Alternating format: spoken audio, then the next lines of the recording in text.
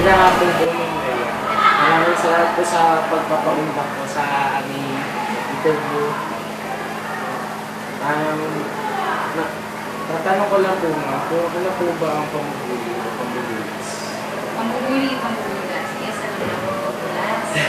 Pag sinabing pambubuli, ito yung pagsasamantala sa isang tao na alam mo, may hamak na mas mahina ako para sa iyo. Ano po ba ang iba't ibang uri ng pambubuli? Iba't ibang uri ng pambubuli, unahin natin yung verbal, ito yung madalas na ginagawa ng mga bata. Simpleng asaran. Di ba ngayon ang asaran ng mga bata? Dinadamay nila yung magulang. Simpleng asaran, yung una, yun yung verbal. Yung isa, physical, ito na yung pangungotong, susuntok-suntokin ka, sabihin biro lang, pero alam mo sa sarili mo na hindi ka biro. Tapos yung isa, yung pangingikil. Pengi ng bakon. Kung sinabi kasing pengi, di ba kung sa itong binibigay? Kaso pag hindi binibigyan, hindi ka galit. So, pangingikil na siya kasi hindi ko sa binigay na may-ari.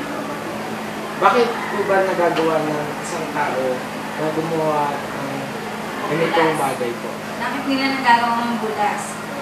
Unahin natin sa bakit namubuli ang isang tao? May mga bata na namubuli sila kasi naging biktima sila dito.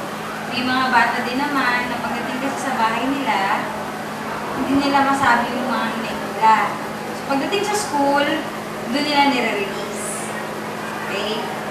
Ganon. May iba naman, sinasabi ko kayo na biktima sila before, parang higanti nila, revenge, at pwede rin natin sabihin na inuunahan nila para hindi na sila mabuli, sila ngayon ang mabubuli. Ano po ba yung epektong nakakaranas ng pambubuli po? Yun, yung sinabi ko kanina, yung unang maaaring epekto nito, magiging masyadong matapang.